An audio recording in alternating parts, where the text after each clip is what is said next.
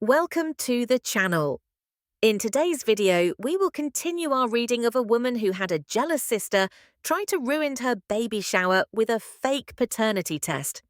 Results only for her husband to show up and served her with divorce papers.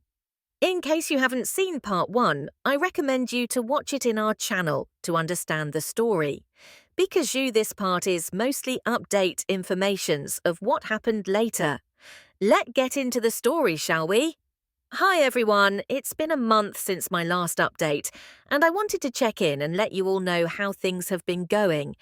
To be honest, I still can't fully wrap my head around what my sister did. It wasn't just bizarre, it was cruel, calculated, and deeply disturbing. Many of you pointed out that she might need professional help, and I completely agree. No rational person would go to the lengths she did to ruin such a special moment for me and my family. But after everything that happened, I knew I had to make some tough decisions. Not just for myself, but for my baby. After a lot of thinking, I sat down with my parents and had an open, honest conversation about Minnie.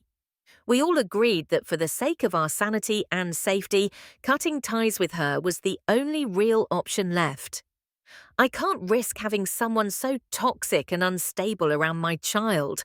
My parents were heartbroken, but they also recognized that Minnie had crossed way too many lines. But, as expected, Minnie has shown absolutely no remorse for her actions. Instead of apologizing or reflecting on what she did, she's been running around telling anyone who will listen that I overreacted to her little prank. According to her, I was the one who ruined her life because I brought up her past in front of her husband, which ultimately led to their divorce. She's trying to paint herself as the victim, but the reality is her marriage was already falling apart long before my baby shower. Larry, her now ex-husband, actually reached out to my parents to apologize for how he handled things at the baby shower. For years, I believed Minnie's version of events. I thought Larry was the problem, the one mistreating her. But the truth turned out to be far more complicated. Larry explained that the reason he used to kick Minnie out of their home wasn't because he was being abusive, but because their fights would escalate to the point where she would physically attack him. He told us that she had punched and kicked him multiple times, even hitting him in the face. At first it was hard to believe, but then he showed us pictures of his broken nose and a black eye. I was completely shocked. It was hard to process. For so long, I had assumed Minnie was the victim, that she was suffering in a bad marriage. But now, seeing the truth laid out in front of me, I realized how toxic their relationship really was. Larry was lucky that he never went to the police. Otherwise, Minnie could have very well ended up in jail. While I don't condone how he handled their issues, I can understand why he left.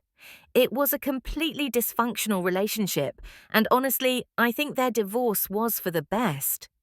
After hearing all of this, my parents had a final conversation with Minnie, making it crystal clear that she was no longer welcome in our lives.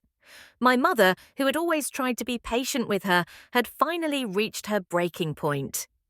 Minnie tried to turn on the waterworks, hoping for sympathy, but it didn't work this time. My mum was furious.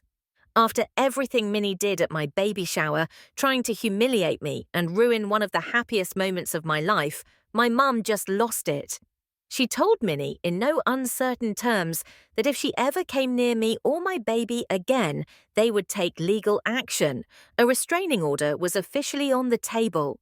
My parents also urged her to get professional help because, at this point, it's painfully clear that something is not right with her. But, predictably, Minnie refused to take any responsibility for her actions. Instead, she accused our parents of favoritism, claiming they had always taken my side over hers. It was the same tired argument she had been using for years, but this time, no one was falling for it. I knew that I needed to take extra precautions. James and I immediately blocked her on everything: our phones, social media, email, any way she could possibly contact us. We even installed security cameras around our home, just in case. If she ever tries to show up uninvited, I won't hesitate to call the police. My priority is protecting my family, and that includes keeping toxic people like Minnie far away from my child. Now, on to the happiest news of all. I gave birth to my beautiful baby boy. The pregnancy had its challenges, but every single moment was worth it because now our son is here. We named him Alex, and I still can't believe I'm officially a mother. Our home is now filled with the sweetest sounds, the laughter, the cries, and all the little noises that come with having a newborn. James and I are adjusting to parenthood together, and while it's definitely exhausting, we're cherishing every second. My parents have been amazing, helping out every day as I recover and get used to being a mum. And James's parents are flying in next month to meet their grandson, which we're really excited about. It feels surreal to finally have my little family complete. As for Minnie, she hasn't reached out, and honestly, I'm relieved. The last I heard, she and Larry finalised their divorce, and she decided to pack up and move to another city. I don't know where exactly she went, and at this point, I don't really care. Maybe she's trying to start over. Maybe she's running away from the mess she made. Either way, she's not my problem anymore. Do I feel sad that my own sister isn't part of this chapter of my life? In a way, yes. It hurts to know that she could have been here, celebrating with us, being an aunt to my son, if only she had made better choices. But at the end of the day, I have to put my child first. And that means protecting him from anyone, even family, who could bring harm or chaos into his life. For the first time in a long time, I feel at peace. My son is here, my husband and I are stronger than ever, and my parents have been nothing but supportive. I finally feel like I can breathe again. Thank you to everyone who has followed my story and offered support along the way. Life is moving forward, and I am choosing to focus on the happiness and love that surrounds me now. That's the end of this story. What do you guys think? Let me know in the comments section.